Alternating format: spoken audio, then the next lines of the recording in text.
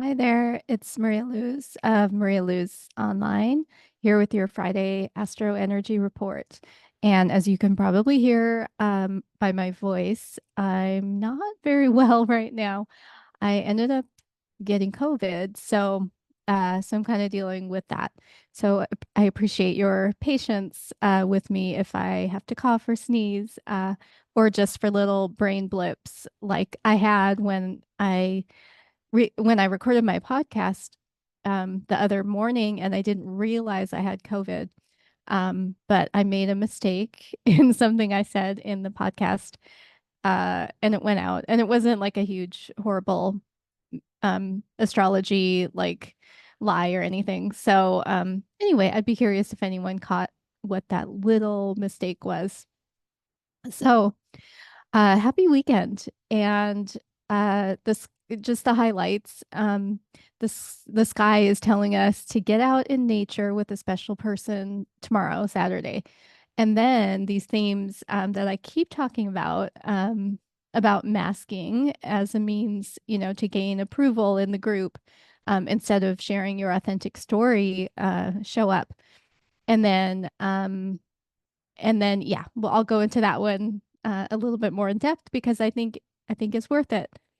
So first, Venus and Mars catch each other's attention on Saturday, and that's what makes it a day to be going out and being active in nature because Mars is that drive and getting in motion, and is in Taurus, which is about nature, and Venus in Cancer might prefer the seaside, while Mars and Taurus might want to stay on solid ground.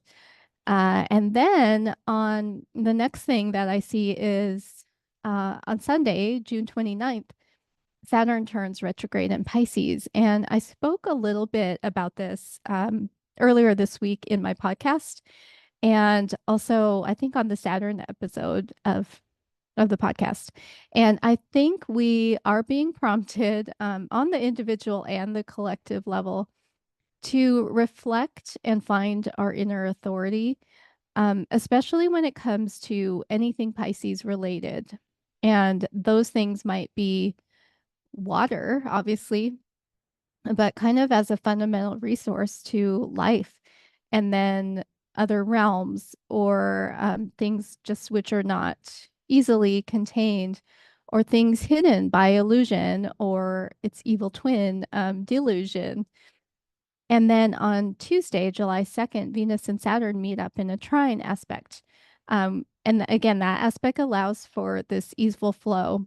And in this case, it would be for working on emotional boundaries that maintain your structural integrity so you don't leak out energy all over the place in the interest of nurturing others.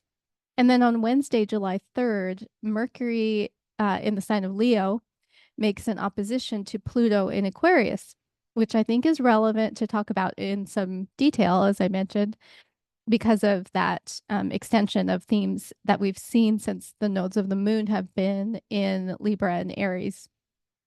And the wonderful astrologer and writer Stephen Forrest, in the book of Air, The Art of Paying Attention, he writes about the pitfalls of misusing energy of a Mercury Pluto contact. And I'm going to read that. It's kind of long, and then I'm going to break it down. But just note that he uses the word pride, which is especially applicable with Mercury being at the start of Leo now. So here's the quote. Enormous creative energy can be wasted now in maintaining lies and creating new ones. Pride, which is really only enslavement to the need for others' approval, attempts to sustain a false narrative of my life. It may succeed, then my ego survives behind a lonely wall of disinformation and delusion. In an effort to defend myself, my words and my insights can become offensive weapons, doing hurtful damage to the souls of anyone who gets near enough to me to begin to get the scent of my buried truths. Okay, so I realize that is a lot to swallow. So let's break it down just a bit. So he writes about pride equating to a false narrative, and our of ourselves just simply to maintain status with others. And this is what I think the nodes of the moon being in Libra and Aries have also raised. Are we masking our true selves out of this egoic fear? And then next, he says the outcome of living under the thumb of that mask will be disinformation and delusion. And really, the very things that you might have been applying so much energy to construct.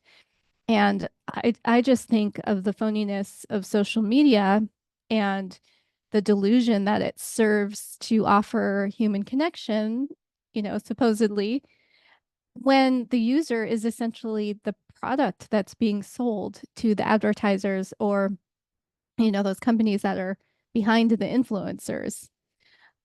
So I think, this also brings in themes of Saturn moving retrograde in Pisces, which is when it's going retrograde, it's asking for a review in addition to finding internal authority. So I think it's asking to scan for these delusions of our own making, like how are we contributing to that phoniness out there? And then the next section continues the theme of self-imposed loneliness, which can be a 12th house or a Pisces theme.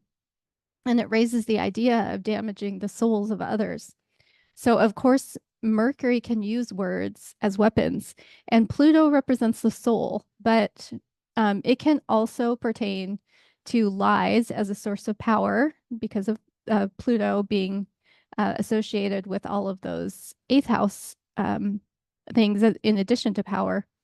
And specifically, maybe power used in that context of covering up betrayals or to keep taboo subjects under wraps in order to allow the status quo to remain in power. So, that might be if you're misusing that connection between those two planets, especially with Mercury and Leo, there's that danger with kind of feeling like you're above everything and using the power to perpetuate that. So, as someone studying evolutionary astrology, because he used the word soul, I find this serious look at what this type of masking behavior can do to our very soul, like really critical for all of us to understand, and that it's not trivial to show up as a character instead of your real self, whether it's on social media or just, in real life, in order to gain approval or suppress our fear of rejection. And I know that because I lived that way for a very long time. And I totally changed my life, thank God, so that I didn't have to keep living that way. And what do you know? I ended up finding true connection with people once I was myself, and with people who are really there for me and I'm there for them. So, in order for our souls to evolve, we are meant to address that fear and develop our inner authority in order to be comfortable sharing our authentic story and accepting others. Oh, my doggy. For the collective to evolve and thrive. Okay, so I'm just going to try to finish with her. Words and stories are meant to connect us and not to be used as weapons. And the face off, which is the opposition aspect between Pluto and Mercury, it provides an opportunity to expose that false bravado that Mercury and Leo may be spewing forth, and transform your story back to what is really true for you. Uh, that is it. And I'm going to try to sign off while my doggy's quiet. If you want to find more about me, just go to the website, marialuz.online, or my podcast, Maria Luz's Conscious Curiosities, wherever you listen. I so appreciate you watching. And if you want to just email me, info@marialuz.online. Have a great day and stay well out there. Bye-bye.